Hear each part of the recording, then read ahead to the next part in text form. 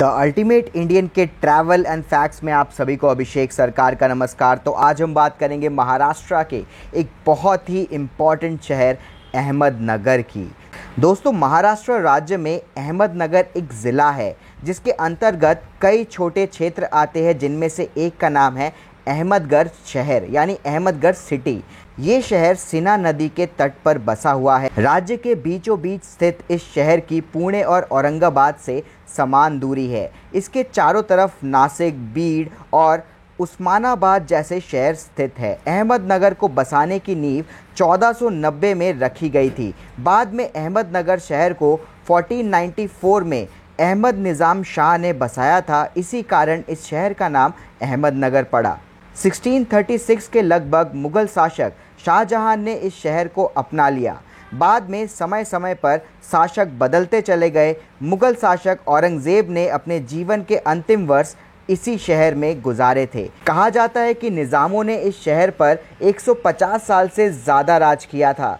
1759 में पेशवाओं और मराठाओं ने अहमदनगर की रूपरेखा ही बदल दी थी। 1817 में जब अंग्रेज़ हार गए थे तो पूना की संधि के तहत वह अहमदनगर में आ गए थे। अब दोस्तों बात करते हैं अहमदनगर के पर्यटक स्थल की। शहर में प्रमुख आकर्षण में से एक है अहमदनगर किला। ये किला अहमद निज़ाम शाह की दौलताबाद किले की जीत की विजय का प्रतीक है। इस किले में आज़ादी के लिए कई सेनानियों ने जंग लड़ी थी। इसी किले में भारत छोड़ो आंदोलन के दौरान जवाहरलाल नेहरू के सहित अन्य फ्रीडम फाइटर को कैदियों के रूप में रहना पड़ा था। यहाँ का शलाताब खाना का मकबरा, रौज़ा बाग और कोट बागा निज़ाम ऐतिहासिक इमारतों में गिने जाते हैं। अहमदनगर एक उत्कृष्ट धार्मिक स्थल भी है। यहाँ कई मंदिर हैं, जैसे कि मोहाता देवी माँ मंदिर, सिद्धेश्वर मंदिर, श्री गणपति मंदिर आदि। साईं बाबा का जन्म स्थल भी यहाँ से थोड़ी ही दूरी पर स्थित है। अगर आप उत्साहित पर्यटक हैं तो अहमदनगर आपके लिए बेस्ट प्लेस है। यहाँ आप ऐतिहासिक इमारतों के साथ साथ कई सारे म्यूजियम्स को भी देख सकते हैं और रिसर्च सेंटर की सैर भी कर सकते हैं। पुरानी चीज़ों के शौकीन पर्यटक टैंक संग्रहालय जाए। इस जगह पुराने ज़माने के कई तोप और टैंक रखे हुए हैं। अहमदनगर का मौसम गर्मियों के दौरान शुष्क और गर्म रहता है। शायद पर्यटकों को गर्मियों के समय यहाँ पे घूमने में मज़ा ना आए। मॉनसून के दौरान यहाँ के तापमान में गिरावट आ जाती है और पर्यटकों का आना बढ़ जाता है। हालांकि सर्दियों के दौरान यहाँ का तापमान सामान्य रहता है, जो यात्रा के लिए उचित है।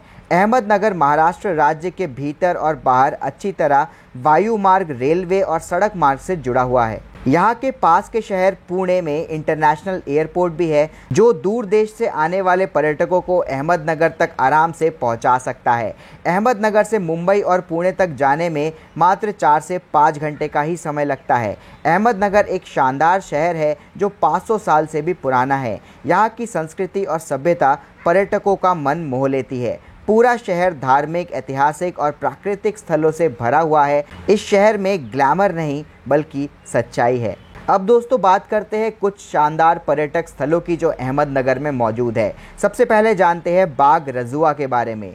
बाग रौजा काले पत्थरों से बना एक ऐतिहासिक स्मारक है, जिसे कि अहमद निज़ाम शाह का घर माना जाता है, जिसे मंदिर के गार्डन के नाम से भी जाना जाता है। ये स्थल किसी ज़माने में अहमद निज़ाम शाह का ग्रेव हाउस हुआ करता था। इसका निर्माण राजा निज़ामी ने 16वीं शताब्दी में करवाया था। ये पूरा स्थल काले पत्थर से बना हुआ है, जो दिल्ली गेट के काफ़ी नज़दीक है।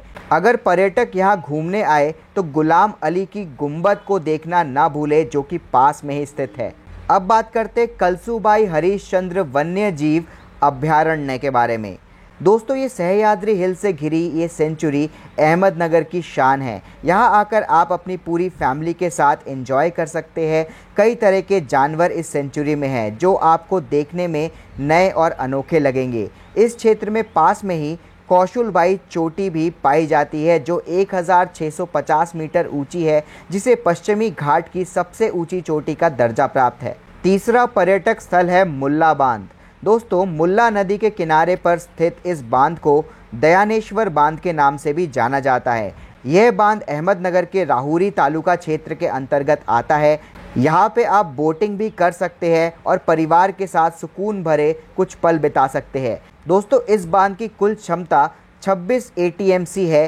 जिससे पूरे शहर को पानी की आपूर्ति की जाती है। इस बांध के पानी का इस्तेमाल कई अन्य कामों में जैसे कि खेती आदि में भी किया जाता है। आप दोस्तों फारिया बाग पैलेस में भी जा सकते हैं। इस जगह को बुरहान शाह की याद में बनवाया गया था, जो कि निज़ाम शाह के पुत्र थे। इस पैलेस में पुराने ज़माने की कला और संस्कृति की झलक साफ दिखाई देती है।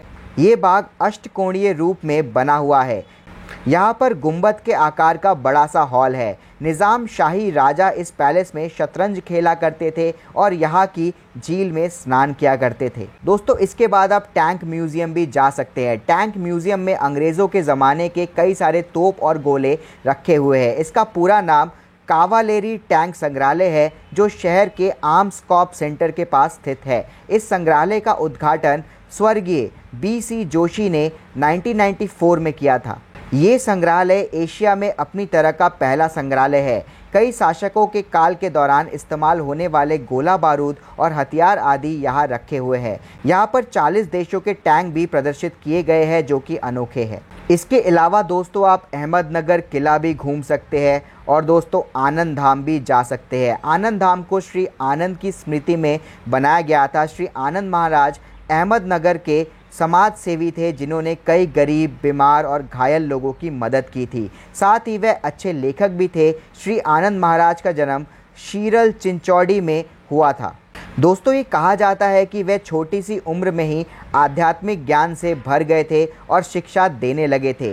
अहमदनगर में महाराज जी द्वारा कई शिक्षा संस्थान खोले गए हैं, जो छात्रों और आम जनता को साधारण और धार्मिक शिक्षा देते हैं। दोस्तों अगर आप ट्रेन से आना चाहते हैं अहमदनगर, तो अहमदनगर में ही ट्रेन स्टेशन है, जहां पे इंडिया के हर बड़े शहरों से ट्रेन आती है। मुंबई से हर रोज़ ट्रेन चलती है अहमदनगर के लिए। अगर आप फ़्लाइट से आना चाहते हैं तो सबसे नज़दीकी हवाई अड्डा पुणे का हवाई अड्डा है। वहाँ से 113 किलोमीटर दूर है अहमदनगर।